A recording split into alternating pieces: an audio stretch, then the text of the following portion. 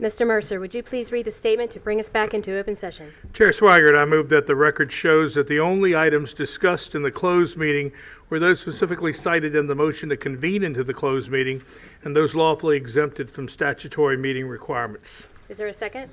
Seconded by Mr. Lamonia. Is there any discussion? All those in favor, please signify by saying aye. Aye. All opposed? Dr. Smith. Motion carries with all board members voting yes.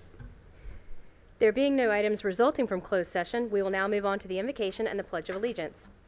At this time, I'd like to call upon Pastor Bill Sparkman from Harvest Assembly of God Church, who will give the opening invocation. Afterward, I'll ask Riley Crawford, a fifth grader from Crestwood Intermediate School, to lead us in the pledge. Please stand as you are able. It's an honor to be here, but not only an honor for me, but I understand it's School Board Appreciation Month, so honor back to you as well. And I have been in the ministry for 26 years, and part of my responsibility is the oversight of children's ministries. So it's a particular honor and blessing to be here. So let us pray, and let's welcome our honored guest, the Holy Spirit. Father, we welcome the presence of your Holy Spirit here tonight. And we pray, Father, that you would guide and direct everything that is here this evening. We do here this evening. And Father, I just ask your blessings upon each of the leaders here. Father, it's not for the faint of heart. And I thank you, Father, for their willingness to serve and to be an example of servant leadership. And Father, I ask your blessings upon each one, that godly wisdom would rest upon them. And Father, I pray that courage and boldness to stand up for what is right would be within them as well, Father. Father, we lift the children to you. We ask your blessings upon them. Father, we ask a supernatural protection to be round about them.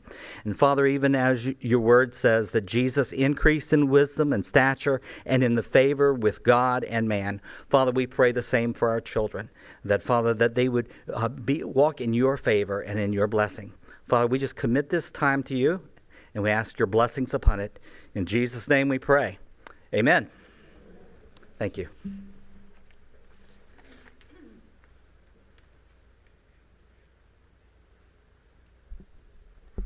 I pledge allegiance to the flag of the United States of America and to the republic for which it stands, one nation, under God, indivisible, with liberty and justice for all. Thank you so much to Pastor Sparkman and to Riley for joining us this evening. We appreciate you being here. We are now moving on to awards and recognitions. The first item this evening is School Board Appreciation Month. Dr. Cotton. Thank you, Madam Chair. Members of the board, February is School Board Appreciation Month, and we have several gifts provided for you this evening at your place. You will find a certificate from the Virginia School Boards Association, or VSBA, in recognition of your service to our schools and community. Artwork created by Chittum Elementary School students under the direction of Jessica Brown and Amanda Bowers, along with a 3D printed Chittum Bear, the keychains that you all received as well. Mr. McCormick, I know you may notice that a special student created your artwork for this evening. Personalized name badges have also been provided by our very own print shop, which we're real excited about. Lots of cool things our print shop is able to create. And finally, Hickory High School SCA members have provided the crumble cookies and the personalized coffee mugs for you this evening.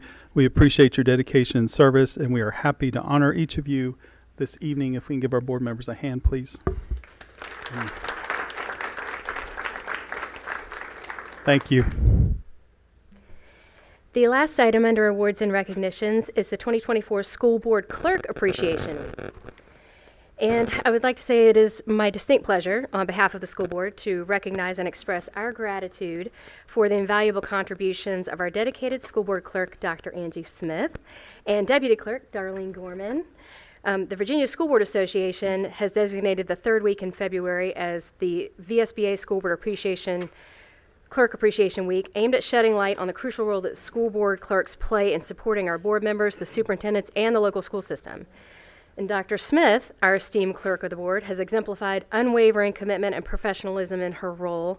Her dedication to ensuring the smooth functioning of our board and her tireless efforts in supporting the entire educational community have not gone unnoticed. Likewise, we extend our heartfelt appreciation to Deputy Clerk Darlene Gorman, whose hard work and attention to detail have significantly contributed to the success of our board's endeavors. I have to say, in so many ways, these two truly are like the wizard behind the curtain. There are so many things that could not be accomplished without their absolute expertise and unwavering support of us. So we are super appreciative. And I certainly encourage all of you to take a moment to recognize and express your gratitude directly to Dr. Smith and to Ms. Gorman. Thank you both for all that you do. Okay.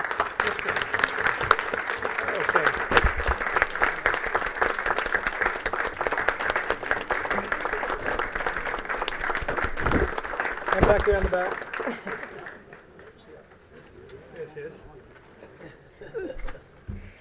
We will now move on to the hearing of citizens.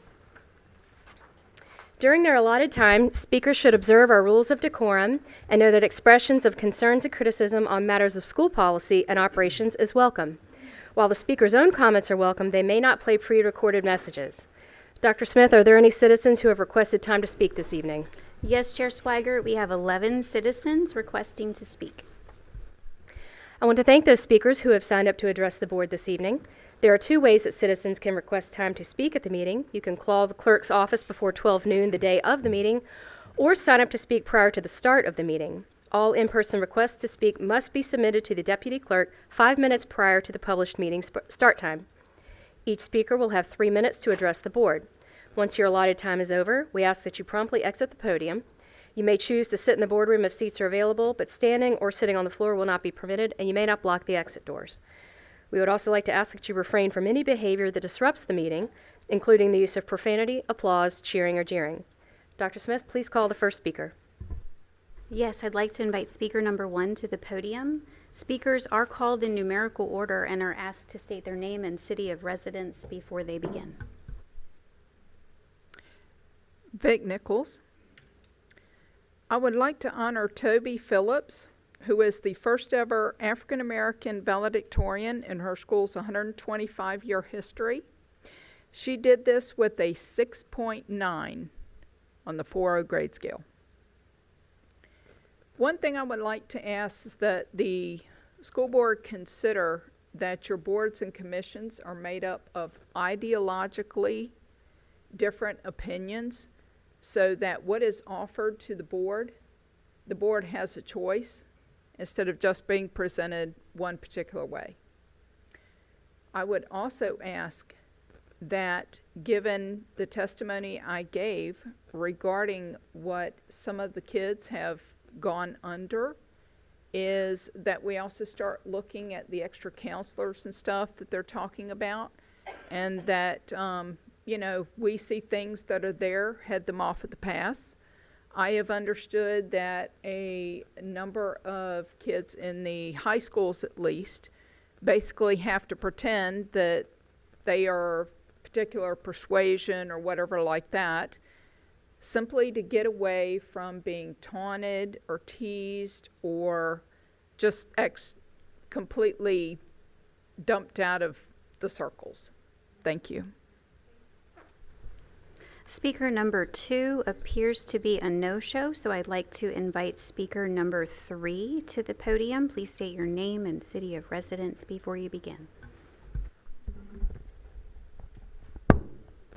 Good evening, members of the board. I am David Cutchins. I'm a resident of Virginia Beach and a lifelong resident of the state of Virginia. As a naval veteran and retired business executive, I recognize the value and importance of a good quality education, whether it's public, private, any education at all. And I know that our children are our future, regardless of what school system they are enrolled in. So I speak to you as a concerned citizen, even though I'm not a Chesapeake resident. But tonight I speak as but one concerned citizen from a group of local concerned citizens called Speak Up Tidewater. We are a grassroots group of individuals from across Southside Hampton Roads who advocate for life, religious freedom, and parental rights. I'm here to thank you for finally taking action regarding adoption of the 2023 model policies from the VDOE on ensuring privacy, dignity, and respect for all students and parents in your school system. We have been concerned that you had taken this long to do the right thing and comply with state law. So as a group, we're encouraged to see that you are doing so tonight. You're finally taking this up. We've been we spent a lot of time last summer and fall advocating with the Virginia Beach School Board to do the right thing as well, and really kind of expected y'all to beat them to it. Not to put you to shame, but glad you're finally there. I've only been able to briefly scan some of the existing policy revisions that you're proposing tonight. Quite a package of documentation. Of course, I appreciate the work it took to go through all those policies, find the appropriate language, and consider these revisions. And I was encouraged by what I did read, that this is a good faith effort to bring yourselves into compliance with the VDOE policy. So I thank you again. Let me now just ask you to stay the course. Adopt the full intent of the 2023 model policies without equivocation and without further delay. This will send a strong and welcome message to all parents that you do recognize and respect their role in the lives of their children. Do the right thing. Stand on truth and light, and do not try to compromise with lies and darkness. That never works. Obedience to God brings us blessings. Disobedience always brings failure and despair. Thank you, and God bless. Speaker number 4, we'd like to invite you to the podium. Please state your name and city of residence before you begin.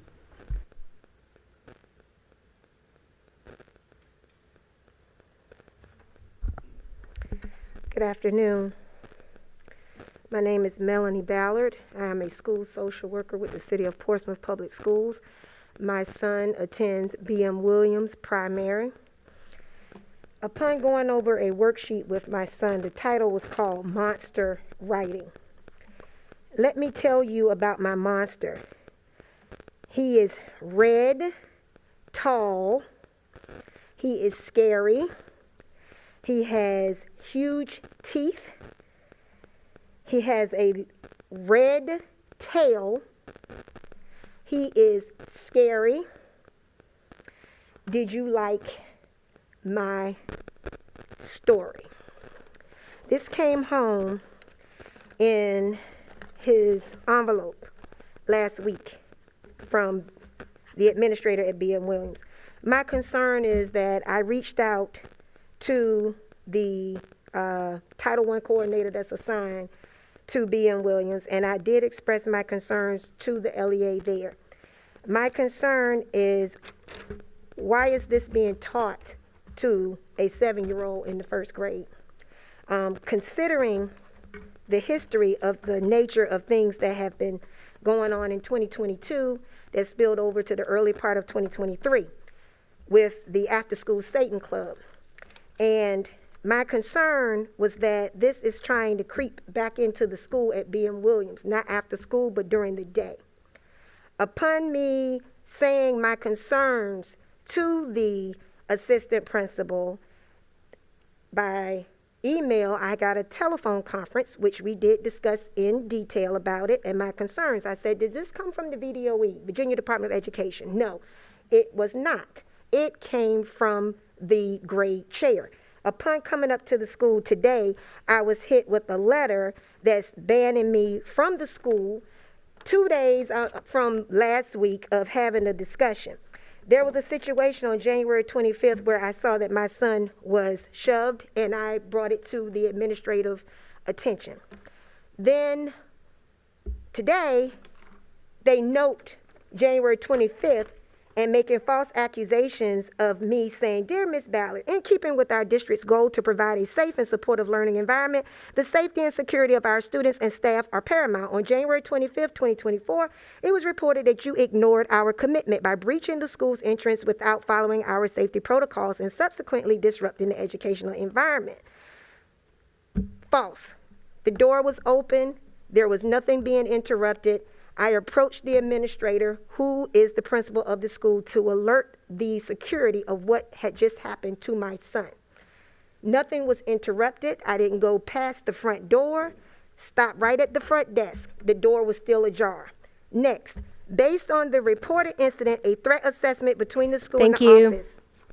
Speaker number 5, we'd like to invite you to the podium. Please state your name and city of residence before you begin. Hello, I'm Kate McCone-Sweet. I'm a parent of a Hickory high school student, a resident of Chesapeake, and an active member of my church community in town.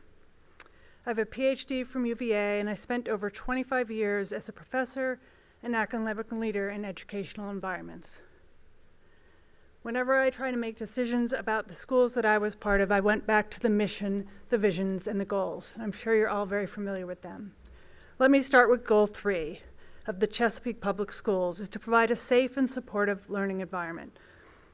Normalizing gender diversity in our schools is an inclusive practice that brings a sense of belonging and supports a safe and supportive learning environment. The proposed model policy limits our teachers and administrators' ability to be inclusive for all our students. When students request a specific name or pronoun, and we use them, we are showing them respect for who they are and creating a better educational environment where they don't only have to survive, get by every day, but they can thrive. It's been shown that using the chosen pronouns and names can significantly shape the mental well-being of a student throughout their lifetime. Research from the Trevor Project says that only 57% of parents would feel comfortable if their child came out as transgender or non-binary. So many of our students would be unable to speak to their parents or guardians. They don't have a safe space to be able to do this. Our schools can and should be a safe space for our students to fully express their identity. Our schools can and should create a safe space where all students and teachers can aspire, engage, and empower our students. So I ask you to reject the modifications and remove the educational barriers for our students and teachers. Speaker number 6, we'd like to invite you to the podium. Please state your name and city of residence before you begin.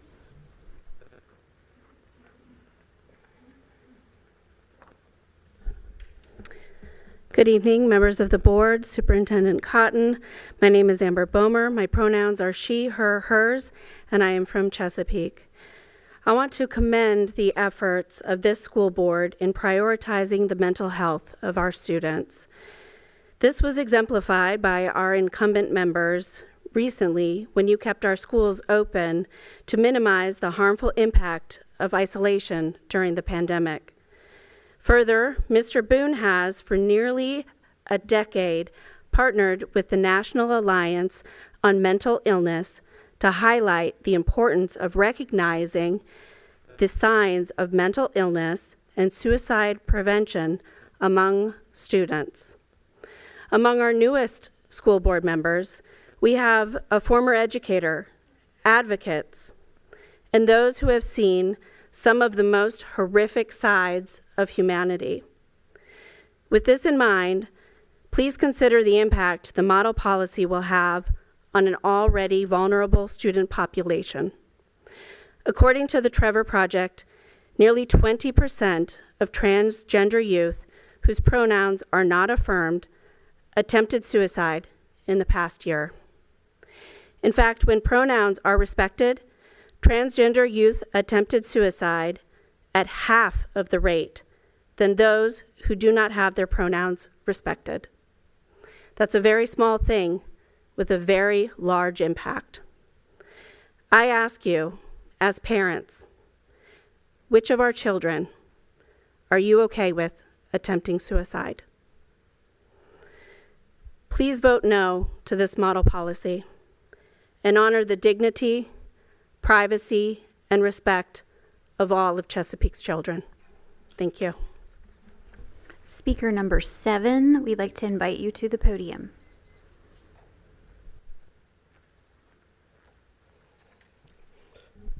Good evening, board members and Superintendent Dr. Cotton. I submitted a packet to you guys before coming up to speak today. I know they run a tight ship, so I know you guys got it. This packet I want to tell you about first. Well, my name is Jeremy Rodden. I'm a resident of Chesapeake. I don't think I said that. Sorry. The packet I gave you has a lot of statements from a bunch of different organizations that spoke out in opposition to the model policies. The first one there is the Virginia School Counselor Association, who spoke out, citing a lot of the psychological and mental health issues, the suicidality rates, and things along those lines. The second one there is the position statement from the American Civil Liberties Union of Virginia, expressing their concerns for the liability that school boards would be placing themselves in, potential violations of Title IX protections, things under GRIM. I know, Mr. McCormick, we've been trying to talk about that and just been playing phone tag, but I do advise you to read that statement and think about the potential risks on the legal side of things. In addition to that, you'll find statements from many different local organizations, including the one that I'm the co-founder of, Pride in the Peak, but also Hampton Roads Pride, the largest pride organization in the area that has been active for over 30 years and actually started in Chesapeake, for those that don't know. The Hampton Roads Business Outreach, which is the LGBT business organization, the Newport News Education Association, Equality Virginia, which is the state's largest LGBT advocacy organization, the Kalos Coalition, which is a transgender advocacy group in Virginia Beach, the Virginia Education Association, as well as the Chesapeake Democratic Committee and the Newport News Democratic Committee. So I really want you guys to look through those and really think about the statements there and the potential risk that you're putting yourselves at. The last thing I want to do is kind of petition you guys as parents, and all of you guys up there are parents. As you guys know, I'm the parent of a transgender child who just turned 18 last year. And for those of you that have older children that have already turned 18, and then for those of you that have the younger children that aren't quite 18 yet, I ask you guys to think about either what you have celebrated or what you will celebrate when your child turns 18. You know, things like being able to vote for the first time, you know, being able to register for military service, being able to buy cigarettes if you really want to promote that for your children. I would hope not. But, you know, we celebrate the things that we get when we're 18, graduate from high school, possibly start college, all of those types of things. When my daughter turned 18 last summer, the very first thing that we celebrated was that because she was now an adult, she wasn't potentially at risk for politicians in Washington and Richmond and here on Cedar Road potentially making decisions to take away her dignity and her ability to exist as who she is.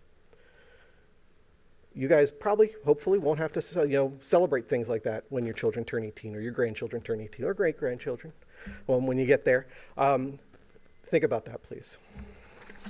Speaker number 8, we'd like to invite you to the podium. Please state your name and city of residence before you begin. Hi, I'm Melanie Cornelius, and I'm a Chesapeake resident. I have 2 kids in CPS, and I use she, hers. In the section of the proposed model policies that you are all voting on tonight begins by saying that CPS is, quote, committed to the maintenance of a safe and supportive learning environment, free from discrimination and for all of our students. It proceeds to say that the word sex will mean biological sex and that all students will have to use the restrooms and locker rooms, etc., that correspond to their sex as it is recorded on official school records. And this is an important note, except to the extent that federal law requires.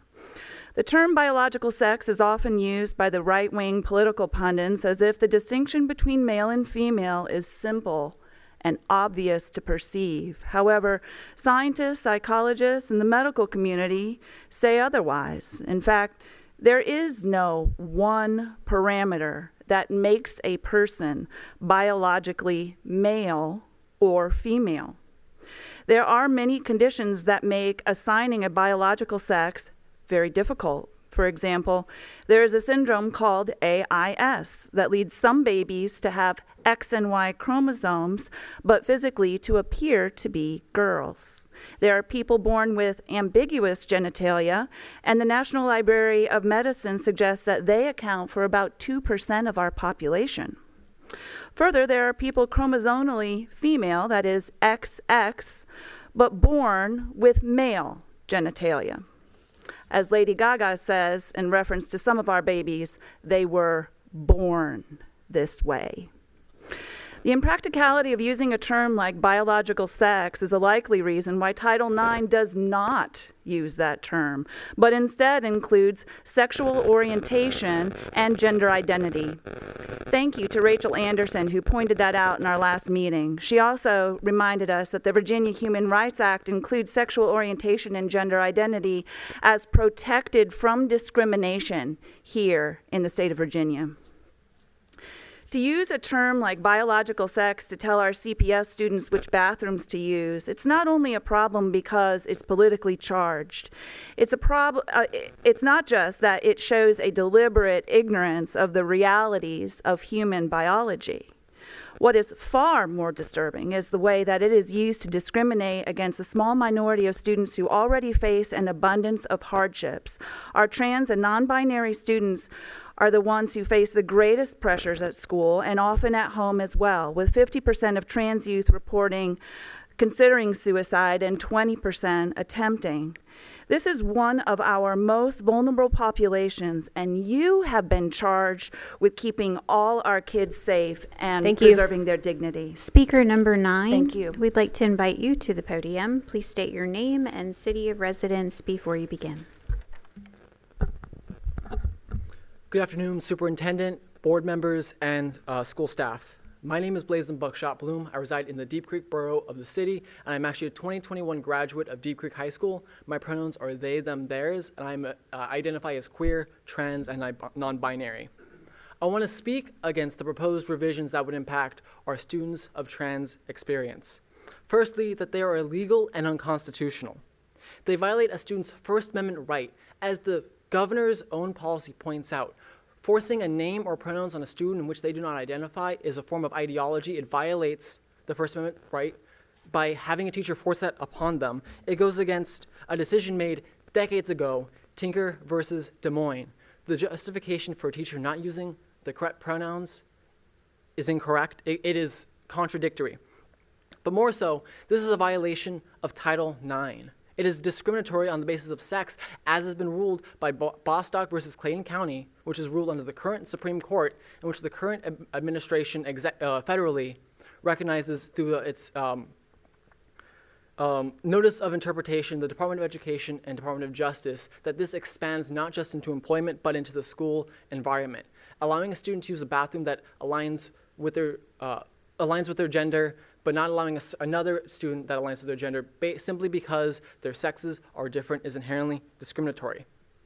Ultimately, what we're talking about is giving students their freedoms that they are given. They are not property. They do not lose their rights when they come on the school grounds. They maintain those freedoms. They allow this freedom of speech. But more so, this is morally bankrupt. Students already struggle, especially coming out of the pandemic, to be in a supportive learning environment, missing years of critical development because of what happened, that they're struggling to catch up.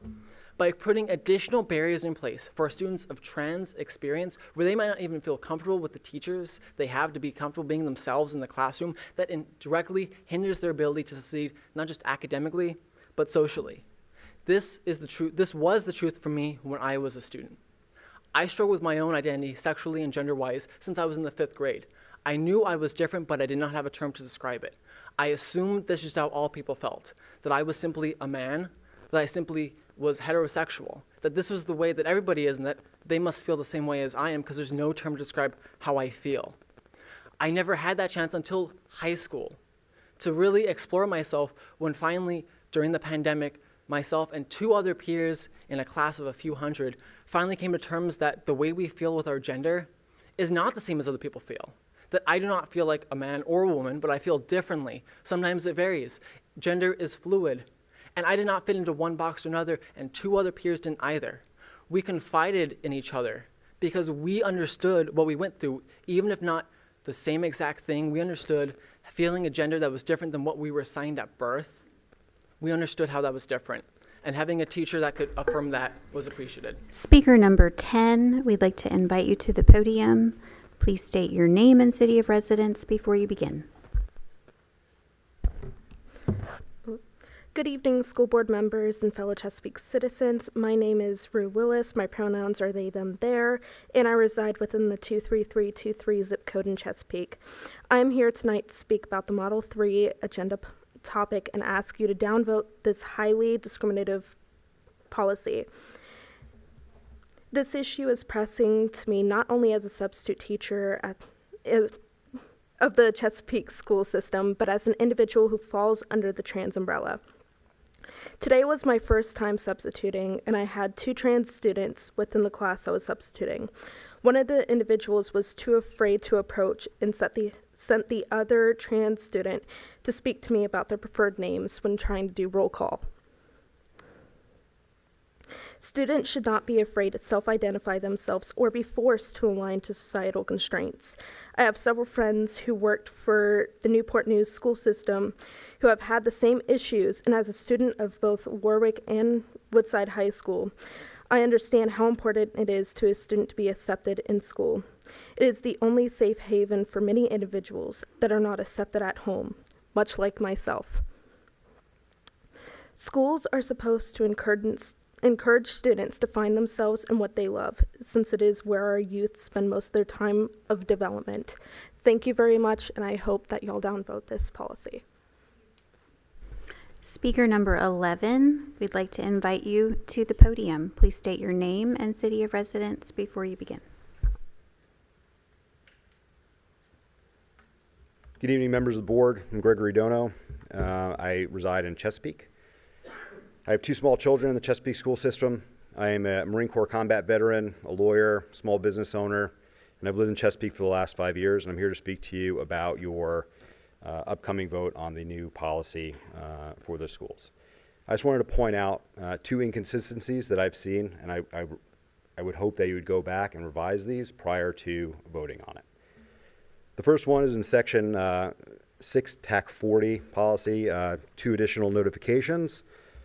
It states, Section 2, additional notifications, except with regard to eligible students, parents must be informed and given an opportunity to object before counseling services pertaining to gender are given.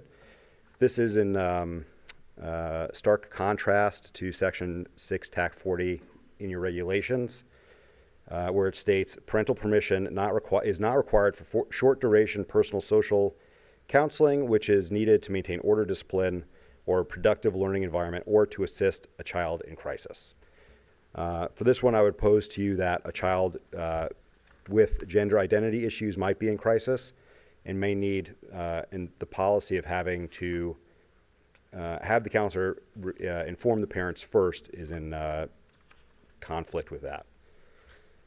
Second, section 641.1 policy, section 6.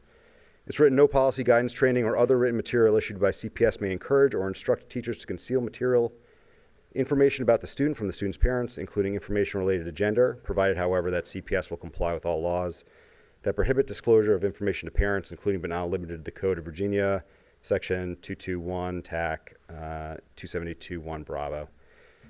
So in the parens there, it says prohibiting parents' contact where a student is in imminent risk of suicide related to parental abuse or neglect, and it's a misstatement of the law.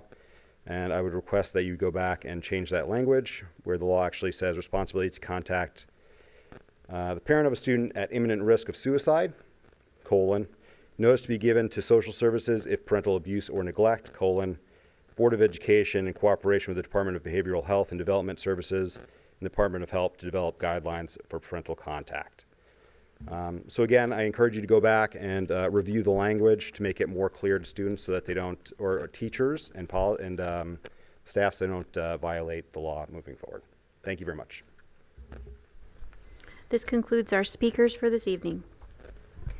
Thank you for sharing your comments. Our practice is to receive information. However, we do not usually engage in dialogue, and that is our intent tonight. If appropriate and not already provided, someone from the superintendent's staff will evaluate your concern and provide a response. We will now move on to the consent agenda. I'll entertain a motion for approval. So Moved by Mr. Mercer. Is there a second? Seconded by Mr. Lamonia. Is there any discussion? All those in favor, please signify by saying aye. All opposed? Dr. Smith. Motion carries with all board members voting yes. We are now moving on to the information agenda. We'll hear the 2024-2025 superintendent's proposed budgets. Dr. Cotton. Thank you, Chair Swigert. I'm excited to share with you the proposed operating budget for the 24-25 school year at this time. I'll begin by providing a broad overview of our budget priorities. Following that, I'll invite Mrs. Melissa Glod, our Director of Budget and Finance, to brief us on the latest budget assumptions, insights into the state budget, and a comprehensive review of our budget details. Then we will look into an examination of one-time funds and discuss our upcoming meeting schedule, outlining the next steps in our process. I'd like to emphasize that every budget priority I'll be discussing tonight is in accordance with our 4 goals outlined in our strategic plan, Empower 2025. You see those listed on this slide. Starting with Goal 1, which focuses on providing exemplary teaching and learning experiences, I am pleased to inform you that we have successfully increased staffing in our schools to address the diverse needs of our students. This expansion includes the addition of more specialized teachers, reading specialists, English learning teachers, and academic support positions. We have also broadened the course offerings at the Chesapeake Career Center to include a new criminal justice course. Importantly, we successfully integrated 78 instructional teaching assistant positions and a technology innovation coordinator originally funded by ESSER. That was federal grant funding that we had in place, and we incorporated these positions into our operating budget.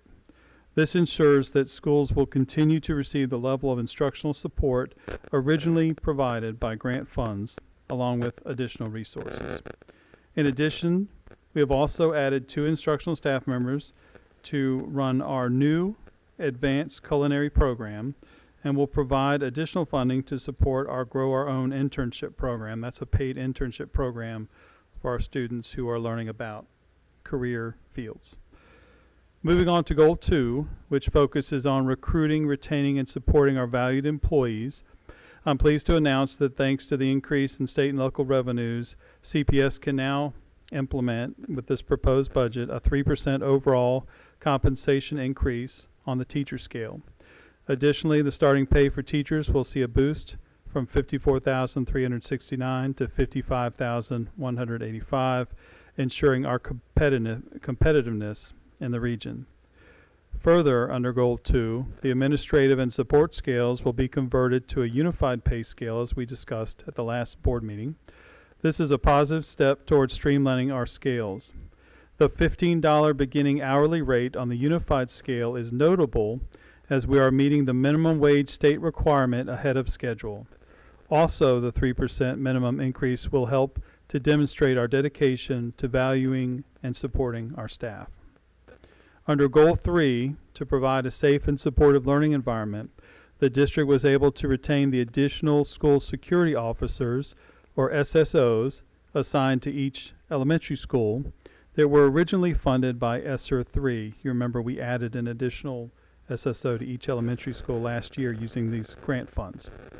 Funding to sustain the cost of the 8 sheriff's deputies serving as school resource officers at the elementary level, as well as an additional supervisor position, is included in this proposed budget. We have also extended support to our schools to the provision of school-based special education coordinators and administrative specialists, a necessity highlighted by many of our principals. Lastly, we plan to adjust the contracts of 28 elementary school custodians from 197 days to 260 days to ensure we are maintaining a safe and supportive learning environment. In conclusion, our family and community engagement team will continue with their impactful initiatives, with their positions now being fully funded through the operating budget in this proposal. Initially established with ESSER funds, these roles contribute to our efforts to engage with all of our families. At this time, I'm happy to hand things over to Melissa Glod. Give her a chance to move up to the podium there. As I said earlier, she's our Director of Budget and Finance, and she is going to share some very thorough details with you on the budget proposal. Thank you, Melissa. Thank you, Dr. Cotton. And good evening, Chair Swigert, Vice Chair Mercer, and school board members. This evening, I'm pleased to share the fiscal year 24-25 budget details with you all and the citizens of Chesapeake. Let's get started with our budget assumptions. First on the list is the average daily membership. ADM is the total number of days each pupil is enrolled in the school division divided by the number of days school was in session. It is a critical variable in the state aid calculation. ADM for fiscal year 24-25 is projected to decline to $39,452, a 573 or 1.4% decline over the prior year's budget, and a decline of 382 or 1% in comparison to the division's 2023 fall membership. While the ADM assumption for fiscal year 24-25 is less than projected for the prior year's budget and this past fall's membership, it is in line with the enrollment decline trend experienced across the state. Additionally, the division decided to take a conservative approach to estimating next fall's membership by using the state's projection for our division. Being conservative with ADM reduces our risk exposure in the event ADM actuals are less than projected. Our next assumption is that the budget is based on the governor's proposed 2024-2026 biennial budget released on December 20th. In conjunction with its release, the VDOE provided its calculation tool, which is the basis for the proposed fiscal year 24-25 revenues. Next, Chesapeake's local composite index is 0.3273 for the 2024-2026 biennial budget period, which is a decline of 130 basis points from the 2022-2024 biennial budget's LCI of 0.3403. This is another critical funding variable as it determines the split of costs between the state and city. For Chesapeake, a lower LCI relates more to access to state funding than any changes in the amount provided by the city. Additionally, the VRS rate for professionals reduced from 16.62% to 15.23%. The VRS rate applied in the division budget is based on the state's VRS assumptions. The last assumption highlighted here is that comparisons are made to fiscal year 23-24's July 1st appropriations and not the fall budget adjustment. As a part of the state budget process, the governor's proposed biennial budget is subject to approval by the General Assembly. Since its release, Virginia's House of Delegates and Senate have been reviewing and making proposed amendments to Governor Youngkin's proposed budget. Tomorrow will mark the crossover where the two chambers share their proposed amendments with the other chamber for further consideration. The long session is currently scheduled to end on March 9th. The outcome of the state budget process may result in necessary updates to the proposed budget. Now, let's take a look at the fiscal year 24-25 proposed budget and its comparison to fiscal year 23-24 appropriations. The proposed budget is $801.1 million for fiscal year 24-25. This is an increase of about $18.9 million, or 2.4% in comparison to the prior year budget.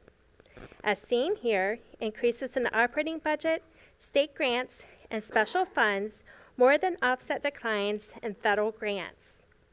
I'll highlight the drivers of change for each of these budgets in the next few slides. First up is the operating budget. Operating revenue is proposed at $632.2 million, an increase of about $33 million, or 5.6% in comparison to the fiscal year 23-24 budget. The governor's proposed budget provides roughly $21 million of the overall revenue increase. This increase is primarily driven by the re-benchmarking of the local composite index and technical updates, with some offset from the elimination of the supplemental payment in place of sales tax on food and personal hygiene products. Federal and other local revenues are anticipated to be flat compared to the prior fiscal year. Federal revenues include aid for students that are federally connected, supplemental impact aid, and SPED impact aid, which are all determined by the annual impact aid survey. Federal revenues also include Medicaid reimbursements. Local revenues includes revenues such as rent, recoveries, rebates, and tuition. Furthermore, the city's contribution increases by $12.3 million over the prior fiscal year. The city funds schools under the revenue sharing formula, which is a long-standing agreement between the city and schools dating back to 2003. The funding includes a required local effort based upon the local composite index and required local match for optional incentive and lottery-funded programs the division elects to participate in. It also includes funding beyond the required local effort and required local match. The school division is dependent upon this additional funding to support programs and staffing that exceed the standards of quality and cannot be funded by federal funding, grants, and special funds.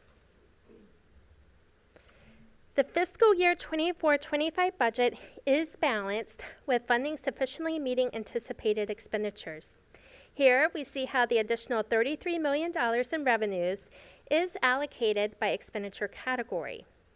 The greatest increases are in personnel and fringe and purchase services, with a small offset in capital outlay. Over the next few slides, I will step through the changes in each of these categories.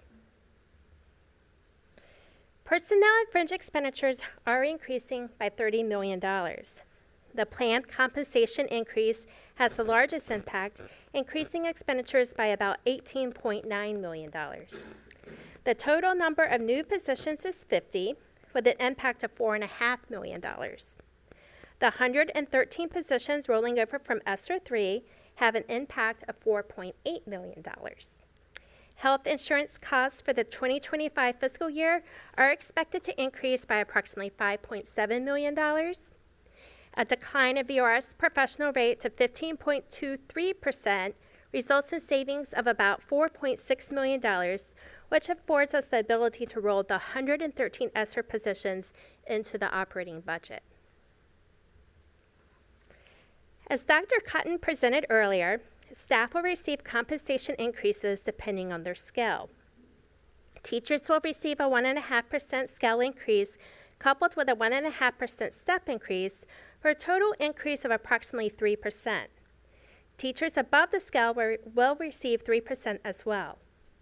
Starting teacher pay is proposed to increase to $55,185, and the published top of scale teacher salary at step 40 is $98,629.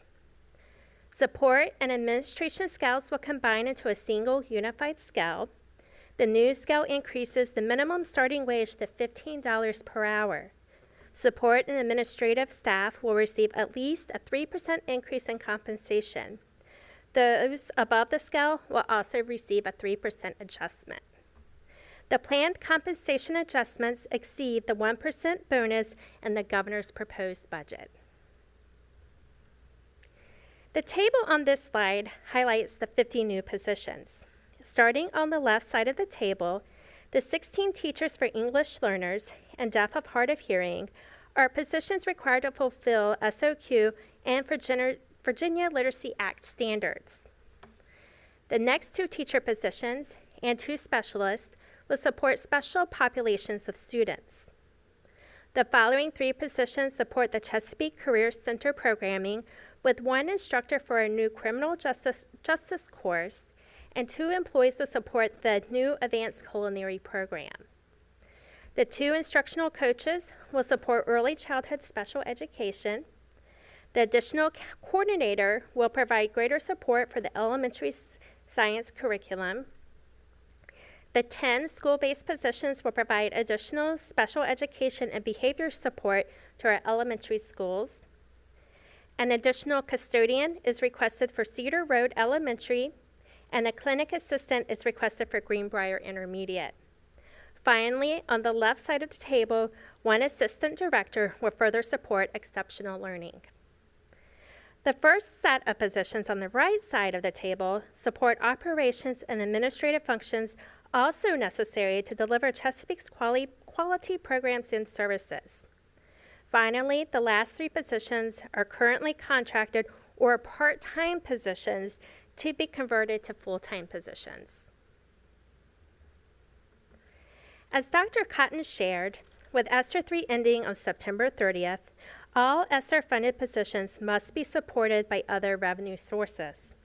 113 positions will be absorbed by the operating budget.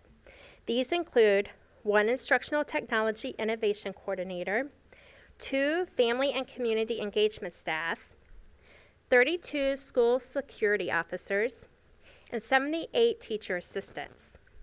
The remaining ESSER positions will be funded by other grants.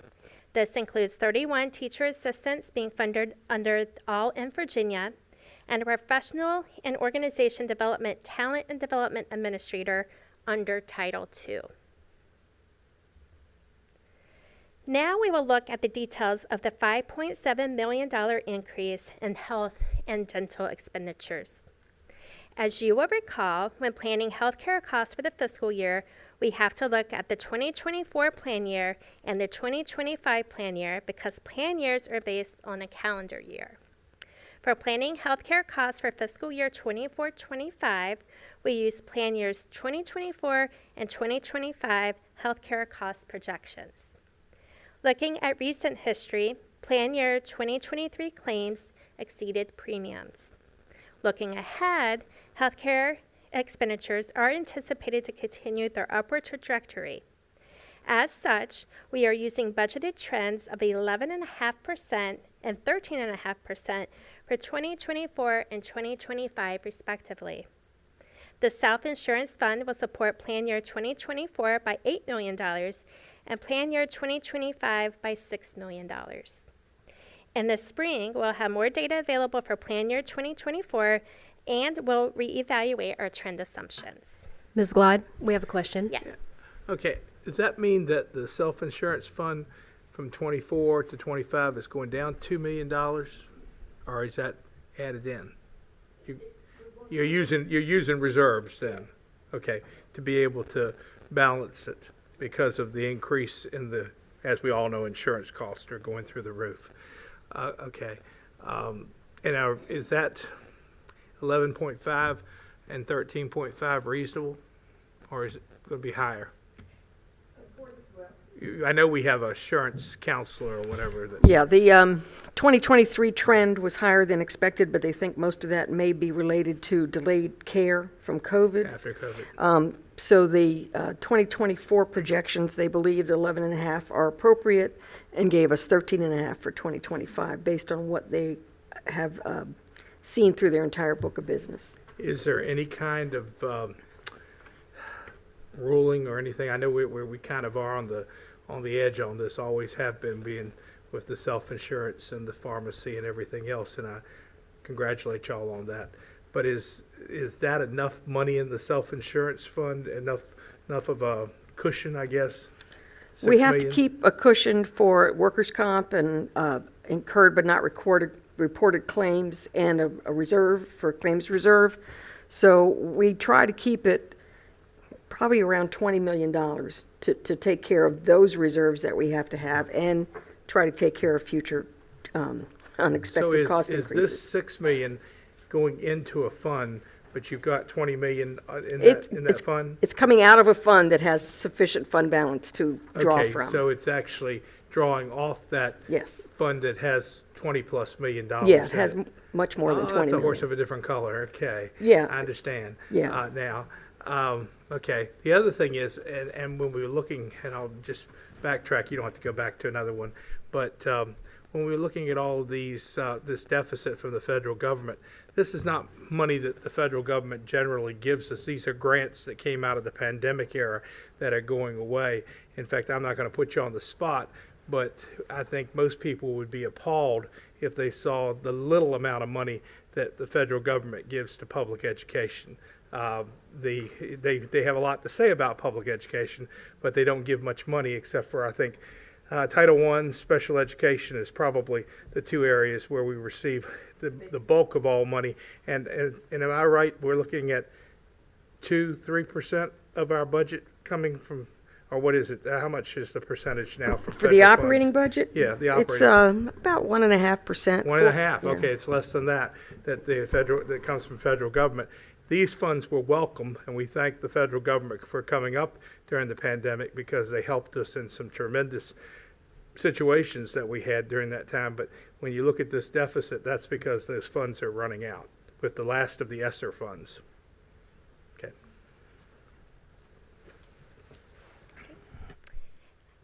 Expenditures and purchase services are planned to increase by $2.6 million from the fiscal year 23-24 budget. The growth is driven by anticipated increases in the CSEP programs. As in the past, a preliminary 6% estimate is used to project the cost of the CSEP programs for the superintendent's proposed budget. When the final contract adjustment is provided by CSEP, if any adjustments are needed, they will be brought forward in either March or May.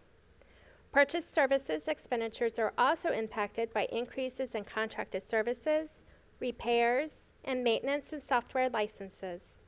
Increases are also planned to cover a portion of the SHARES program that was previously covered by ESSER and unable to be fully supported by the current security grant funding. Expenditures are increasing for warranty and repairs. There are a few offsetting savings, which include shifting the outsourced leadership development program to an in-house leadership development program and trading a research consultant for the requested research analyst in new positions. Other charges are anticipated to increase by approximately $1.2 million compared to the prior fiscal year budget. Increases in this category are primarily driven by greater expenditures in utilities and insurance. Materials and supplies are expected to increase by $910,000. Increases in this category are mostly driven by increases in classroom instruction, draw accounts, fuel, and building repairs. Capital outlay is proposed to increase by $1.4 million, due primarily to transferring the support of instructional Chromebook replacements to the textbook fund and a reduction in computer replacements. Offsetting these declines is an increase to support the CIP, which will help meet the required 40% infrastructure match required by the state. Additional expenditures also include lease purchases for new and replacement portables and Sprinter vans, and a dust collection system for the Chesapeake Career Center's Building Trades program. Overall, grant revenue is declining by $19.4 million. The decline is driven by the sunsetting of the pandemic grants. ESSER 3 and CARSA will end on September 30th, while the HVAC project grant will end on December 31st. State grant revenue is increasing due to the addition of the All in Virginia grant award. And other grant revenue reflects the addition of the GoTech Career Connections and United Way grants. This slide summarizes the changes in special funds. Most notably, the self-insurance fund is increasing to support the anticipated growth in healthcare costs. The school nutrition fund is increasing due to the planned compensation increase and supply cost inflation. Last, there is a small increase in the athletic fund, which reflects greater athletic trainer costs. The superintendent's proposed budget book includes a complete listing of all current fees. Fees are currently under review to ensure all programs and rising costs are accounted for. Fees will be updated during the budget process and will be provided to the board for final approval. I want to highlight the small change in school meals since this one fee that will impact the most students. School breakfast and lunch will increase by 10 cents each, bringing school breakfast to $1.60 and school lunch to $3.10. Adult meals will be moving back to a per meal cost. These fees are subject to change depending on state and federal guidelines. Now I'll turn it back over to you, Dr. Cotton. Can I Ms. make Glad. on this particular thing, so that people don't think we're being greedy?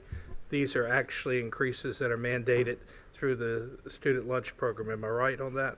That's correct. Yeah, but they're mandated by the federal government and Department of Agriculture that we have to, because we charge the minimum for school lunches that need to be done. And Ms. Lucente, I see you nodding your head yes. Yeah, they have to do a calculation every year that requires them to make adjustments So in they're the not meal us cost. trying to raise kids' school lunches, it's the government. The We other are- part, we the are other the government. government. The other government. The other government. Okay, thank you, Mrs. Glad, for that thorough report. I plan to bring forward, in addition to this budget proposal that you're hearing this evening, I plan to bring forward a proposal to utilize one-time funds to address several capital projects. These include requests for upgrades to some athletic facilities to ensure our fields are ADA compliant, additional security vestibules at remaining secondary schools, and funding for design work to support the relocation of our adult education program to the South Norfolk area in the current Edwards Wilson Center facility. We will talk in more detail about these items when we bring forward the appropriation request in March. And finally, I want to remind everyone that we still have several unmet capital needs that our current revenue sharing formula does not address. Here are just a few examples. Given our focus on safety within our schools, it's imperative to allocate funds specifically for security vestibules in the remaining elementary schools. Currently, we do not have funding to tackle this project. Securing funding for the new facility to accommodate the Chesapeake Career Center has been a top priority. Investing in a new building aligns with seamlessly with our commitment to providing an advanced learning environment for students pursuing career-focused education. And as you all know, that's been a priority for us legislatively when we meet with our local legislators to get funding for that project that we currently do not have funded.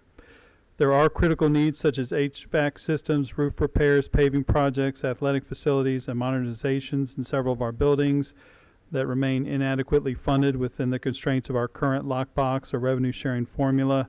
And addressing these infrastructure needs is vital to sustaining the functionality and efficiency of our educational facilities. And I know that we've been not only talking with our city leaders about these concerns, but at the state level as well, and the need for additional funds to support capital improvement. With that, looking ahead at our next meeting, we will hold a public hearing to hopefully provide, and hopefully we'll have an update from the General Assembly at that time that we'll provide at the next board meeting. Then at our first meeting in March, we will hold our second public hearing and request final action on the proposed budgets for the use of the one-time funds that I just briefly described to you. And finally, on May 20th, everything goes like it should. It hasn't in the past couple of years, but if necessary, we'll balance to the council budget appropriation and, of course, board final reconciliation and adoption of the budget is planned to occur on May 20th. So, Madam Chair, members of the board, we are happy to answer questions. I know Ms. Lucente is here to respond. I know she's already responded to some, and Mrs. Glott has quickly found her seat, but you may have to come back depending on what questions we get, but we're happy to answer any questions at this time. Dr. Walker? Yes, this is just really quickly. I have just one comment and one clarifying question. First, I just want to say I was so happy on the new positions slide to see all of the focus on our Department of Exceptional Learning, not only for our special ed students, but also for our gifted learners. So I just think that's really important to acknowledge that they're getting a lot more support through these new positions, so that's great. My second question was surrounding one of the positions. I just want to clarify the instructional coaches for ECSE. That's in addition to the special ed administrator they have to support with the IEP process, but then they're getting instructional coaches to help with their instruction in the preschool setting. Is that right? Awesome. Mrs. Edwards, can you respond to that one? Yes, that's our preschool, and a lot of that has to do with helping identify our preschool. Oh, awesome. So like the initial phase of okay, great. Awesome, that's great. Okay, thank you. Yes, that's just to support our preschool program. Any other questions?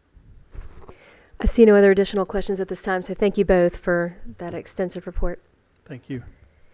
We are now moving on to the action agenda. The first item is the Construction Management at Risk Resolution. Ms. Stutz. Thank you, Madam Chair. This evening, we do have a resolution before you that we are going to seek approval on, but I'd like to go over a few slides just to let everybody know what it is and what we intend to use it for. So again, this is about construction management at risk. It's also called, you might hear it as CMAR or CM at risk, the way it's listed up there.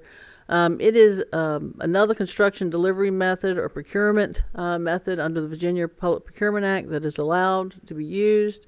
It's considered to be used for projects that have a high complexity, something that might have a lot of unforeseen conditions, or if we find out it might be fiscally advantageous for us to do that besides of a traditional design bid build, which we've done for a number of years and kind of is the traditional procurement method for construction. It does require adoption of guidelines and procedures similar to the PPEA. Y'all approved some PPEA guidelines this past summer. I will say that these guidelines are not near as complex as the PPEA guidelines. I think they're more consistent with the design bid build with just a couple nuances. The guidelines do include a few things we've highlighted on the screen. The contract is a fixed price or not to exceed basis. There are change orders that could be subject based on things we asked, the owner asked. Otherwise, the contractor assumes the risk because they are in the project from the beginning. You do have to have a licensed architect or engineer on board to assist with requests for qualifications in the RFP. And then you also have a rationale or justification for each project where we plan to use CM at risk. The board does have to approve that justification, and actually, if you do what I like you to do tonight, we'll go to that one. It'll be the next agenda item. There is a monetary value for these projects. They have to be over $26 million. You can use it for a smaller value project. And you have to enter into a CM at risk contract no later than the completion of schematic design.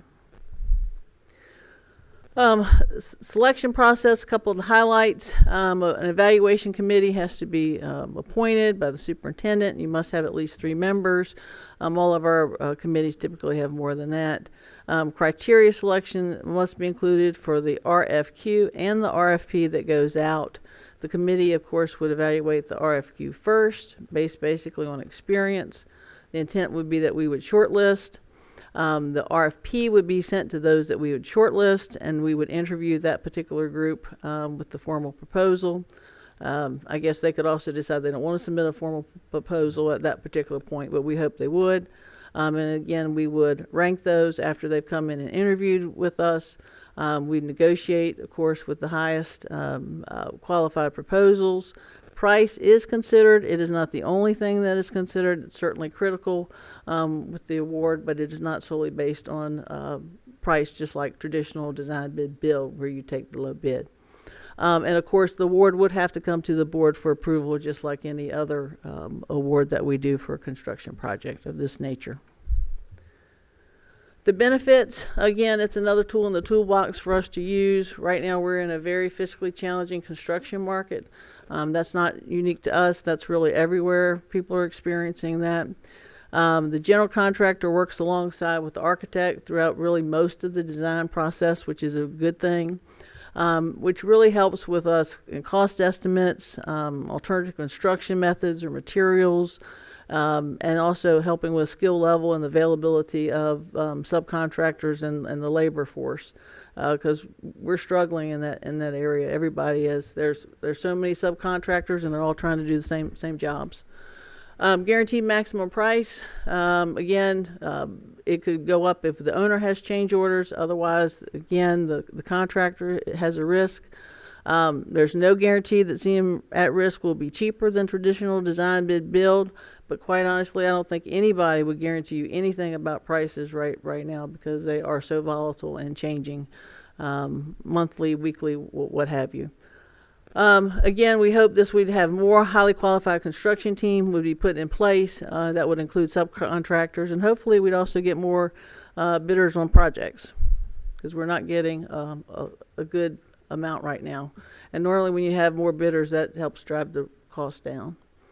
Again, why CM risk now? We need to utilize procurement methods that are available to us, especially right now in the construction market that we're in. You know, y'all are aware that our most recent bid for replacement school and conversion was significantly over budget.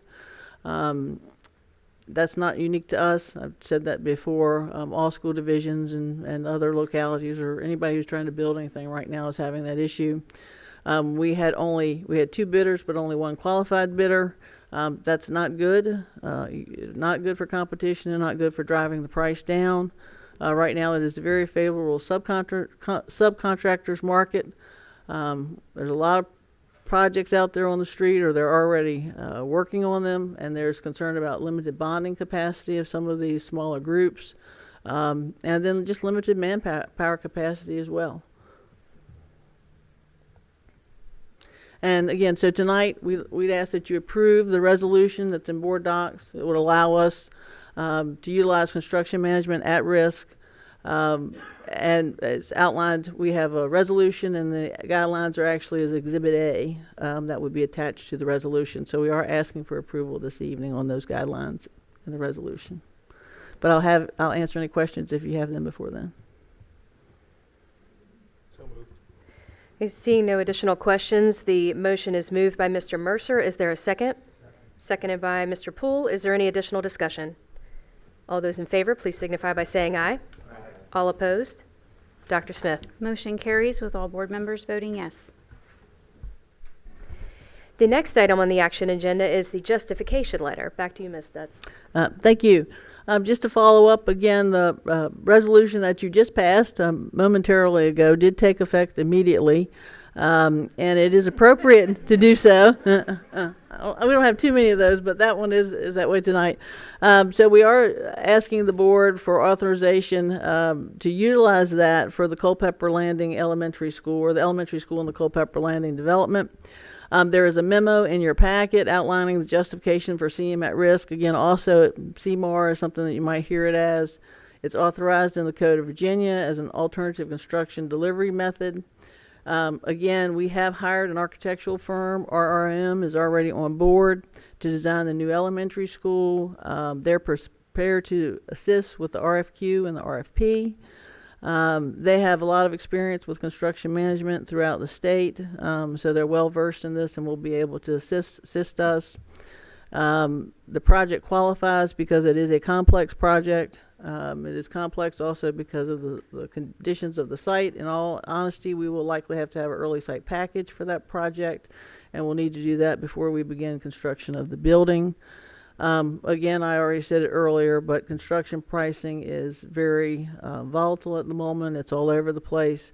We hope this will help soften that, for lack of a better word, and also the intent would be to assist us from the standpoint of not having an overbid where we have to come back and adjust the project, where we'll have the price up front, we know what it is, and we'll be continually working along the project to maintain that price.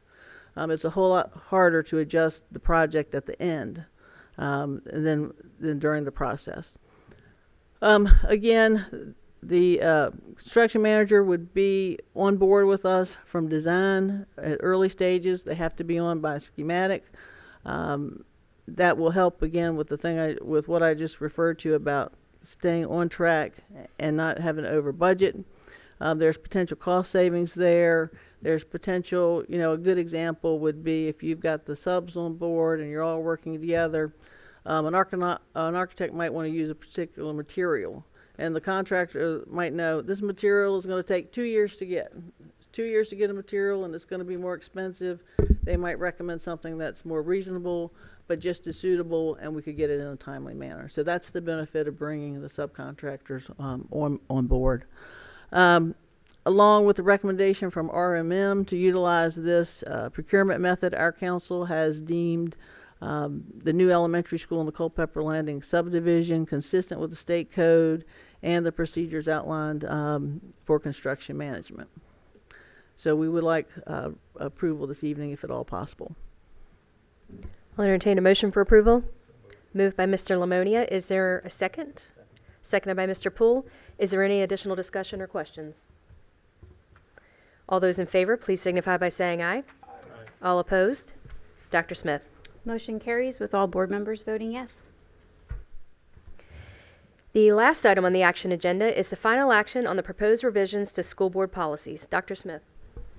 Thank you, Chair Swigert. As requested, proposed policy revisions that align with the Virginia Department of Education's model policies on ensuring privacy, dignity, and respect for all students and parents in Virginia's public schools were presented for the board's consideration at our last meeting, and they are on tonight's agenda for final action.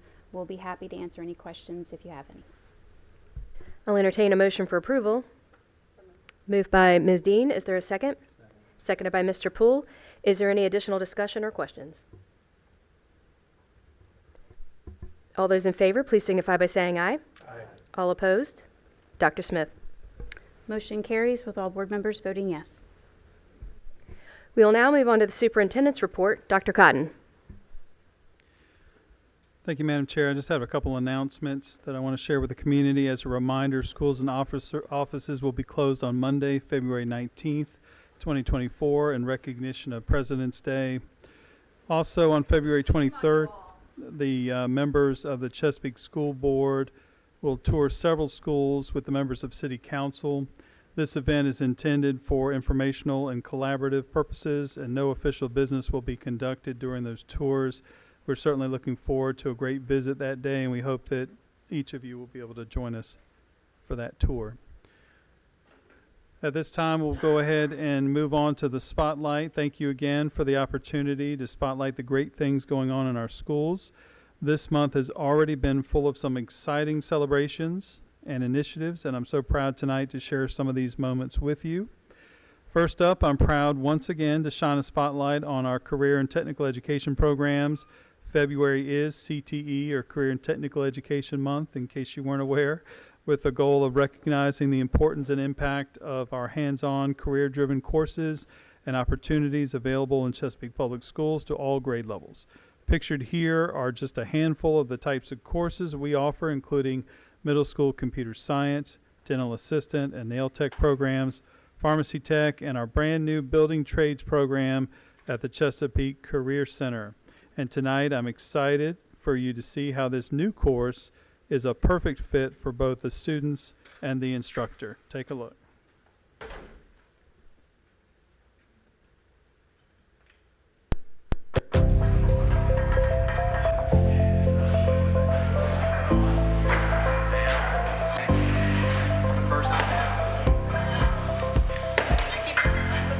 My name is Jeffrey Owens. I am the new Building Trades 1 instructor. Went to college.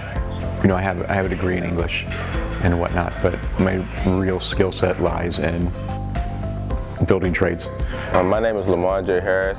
I'm enrolled at Indian River High School. I had met with the teacher here, and he seemed like a pretty solid dude and pretty genuine guy. We're learning multiple trades. Masonry is one, electricity, plumbing, carpentry. I feel like that's really fantastic because before you get on the field, you're getting trained and hands-on. So I feel like that's a good thing. I've always been into real estate and contracting. I've always watched those shows my whole life. So I decided to come here because of that, get to know how to do all of the cool things, and hopefully that'll help me for my future career because I want to flip houses. Knowing all of these skills, I can do that. The graduation, I plan on doing HVAC and also taking plumbing, and I plan on getting my own truck. When I was young, it was go to college, get a job, and I did that, and it didn't work for me. It took me a long time to figure out what did. If I could make that process easier for the kids in my class, help them figure out if this is the path that'll work for them, I feel like I'm giving back and helping in some way. It'd make me feel good. It would be meaningful.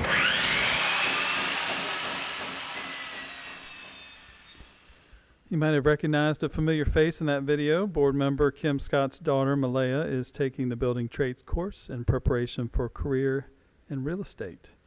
Our extracurricular offerings, including our VEX robotics teams, are another great way we support students in their career exploration. Earlier this month, Deep Creek Middle School hosted their 3rd annual VEX IQ robotics competition. This year we had 5 teams compete from Deep Creek Middle, Deep Creek Elementary, Hugo Owens Middle, Jolliffe Middle School, and Oscar Smith Middle School. They joined teams from across the state to demonstrate their knowledge of both design and programming. Congratulations to Hugo Owens and Deep Creek Middle on advancing the state competition in March. I'd also like to congratulate our student artists who have been featured in our virtual winter art show. If you haven't had a chance, I'd highly recommend you visit our website and check out the amazing talent on display. The show features the incredible artwork of students at the elementary, middle, and high school levels with work that represents a wide range of artistic media and techniques. Thank you to our art teachers for curating the online gallery for us to enjoy. Students at Indian River Middle School enjoyed a different type of talent on display last week during their Beautiful Tomorrow assemblies. The goal of the motivational and musical presentation is to encourage students to think positively about their future goals, believe in themselves, and make good decisions. Recently, we celebrated Crossing Guard Appreciation Day across the district to recognize the work of these individuals and their important role in keeping our community safe. We were also very proud that 2 of our crossing guards this year were chosen to be honored by the Virginia Department of Transportation as the most outstanding crossing guards in the state. Congratulations to Barbara Beniamino from Butts Road Intermediate and Gloria Query, who supports our Crestwood Middle and Treacle Elementary schools. Another well-deserved recognition goes to our Chesapeake Citywide Literacy Teacher of the Year, Meredith Stedman from Rena B. Wright Primary. She is now in the running for the state recognition as the OFT Rubin Literacy Teacher of the Year. Thank you, Ms. Stedman, for fostering a love for literacy at Rena B. Wright Elementary. Madam Chair and board members, this completes my spotlight for this month. Thank you, Dr. Cotton. Last on our agenda this evening is board member items. Does any board member have an item to bring before the group? Ms. Scott? I know I commented last week on the superintendent spotlight, but tonight was even better. I loved seeing my daughter on there. I'm so proud of her. She's learning things skills that I wish I knew, like in plumbing and electrical and masonry. And one day I do hope that she, achieves her dreams of flipping houses and makes a ton of money so I can come live with her. No. A lot of individuals who spoke tonight aren't here anymore, and I did just want to commend the individuals who spoke and the civility of the discussion. Obviously, I don't think any of them are surprised on where I stand on the issue. I was a parent that sat there and spoke quite often on the transgender issue, and it's no surprise my vote tonight, and it's no surprise where I stand. There was a statistic that was brought up tonight, though, that was faulty, and it was that 2% of people are born with ambiguous genitalia. It's just absolutely false. So I thought I would clear that up. It's 0.018%. And even with that number, it doesn't negate the reality of biological sex. And I'm speaking on behalf of myself. I'm not speaking on behalf of the board, but I'm really concerned about the effort in current culture to diminish and erase the reality of biological sex. It's something that we've known for thousands of years. It is real. It doesn't erase it for millions and millions and millions of human beings. The number that was quoted tonight includes women who were born with one ovary. Having one ovary doesn't make you less female, just like being born with one kidney doesn't make you less human. So I just wanted to state that fact tonight and just appreciate the civility in the discussion, and we're always open. I'm always open to having those civil discussions. Thanks. Ms. Dean? Thank you. I did want to, again, Scott just mentioned a lot of the folks left that spoke on this, and I'm a little disheartened because I thought that they would want to hear where some of us stood, but I'm still going to say it. Suicide is the second leading cause of death in adolescents between the ages of 10 and 24. And during the pandemic, emergency room visits associated with suicide attempts further increased among the groups of ages 12 to 17. And for girls, it increased by over 50%. Suicide rates of children with intellectual disabilities has been found to be 42% higher than those without. Youth in rural areas have double the rates of suicide compared with their urban peers. And youths at ages 15 to 19 of age that are involved in the juvenile justice system have 3 times the rate of suicide fatalities compared with the general population. And in a study conducted by yours truly, the CDC, among girls, 30% said they seriously considered attempting suicide, and 20% said they experienced rape or other sexual violence. The reason I rattled off all these statistics is because over the past couple of weeks, and even tonight, we heard a lot of statistics. And my point is to emphasize that statistics and data are only valid when they're provided with full context. When they're not, they're used, they're weaponized in order to support some false narrative that someone is trying to control. But interesting enough, when I received the statistics via email, I did do my due diligence because I take my position here seriously. And I looked into some of the studies that were provided in the emails. And what I did find was through all those studies, they had a set of common protective factors. And 3 of those that really jumped out were as follows. 1, access to quality mental health. 2, support from religious communities. 3, strong family connections. So you see, the one thing that all the data points have in common is the severity of the mental health crisis and its attack on our most vulnerable population. But yet, many still want to focus on forcing a public entity to embrace their ideology and attempting to utilize mental health statistics to gain traction for their narrative, when we should be focused on solving for the underlying issues that create the mental health problem in the first place. Mental health in our youth has continued to increase year over year. And instead of focusing on how we attack the root cause and provide our communities and families with the resources they need to support our children, we're spending time arguing over, and I quote, as sent via email, forcing children to use the bathroom based on their biological sex. As to the parent that reached out and said, and I quote, to require students to use the bathroom that aligns with their sex assigned at birth is intentionally discriminating against those students. I am truly disheartened that you view it that way, and I hope now that you have heard those words played back to you, you may reconsider.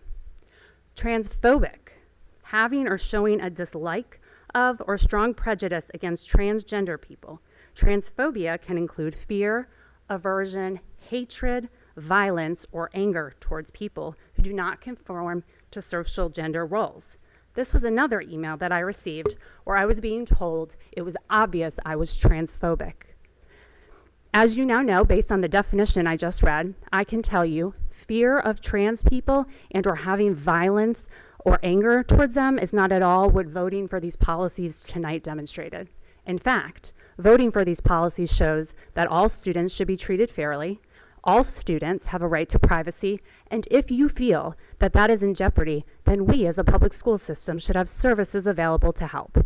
Nowhere in any of these policies are we calling for violence or hatred or anger towards any one group of people. However, ironically, the emails I received were filled with anger and hatred towards a heterosexual white Christian female.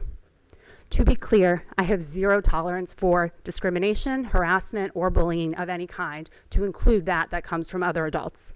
And therefore, I look to all the parents out there to ensure that we're continuing to raise our children to be kind and decent human beings. However, to expect a public school system to allow ideologies to determine policy would lead us down a very dark path. What we as a public school system should be spending our time focusing on is how we ensure the proper resources for those students and families that have been and are currently being affected by this mental health epidemic. If we spend all of our time debating our personal views and stances on ideological topics, we will be even further behind on addressing the true root cause, and as a result, our youth will continue to suffer. I want to truly thank the other members of this board for voting tonight in support of adopting these policies. And to those that reached out and called or emailed, let me ensure my response is clear. I do not operate nor lead by fear. I am also not intimidated by fear, and quite honestly, it's probably because at the end of the day, I know that I have our Lord and Savior, Jesus Christ, on my side. And I guess that's just a bonus of being a believer. In addition, I have a 7-year-old who reminds me every day that no matter what, I am never alone in what I do, and nothing is too hard because I have God with me. Imagine what that statement could do to all of those youth that are struggling with mental health every single day. Tonight, I voted for adopting Governor Youngkin's model policies because it's time that we stop enabling adults that refuse to address or recognize the call for help from the children in our community. I swear to protect the innocence of children, and I will do everything that I can to continue to see that through. The public school system's role is not to normalize social ideologies as a means to create an appearance that we're investing in mental health. Instead, it is our goal to focus on attacking the problem and focusing on qualified mental health professionals and resources to support our families and our community. Thank you. Seeing no other board member items for this evening, I now declare this meeting adjourned.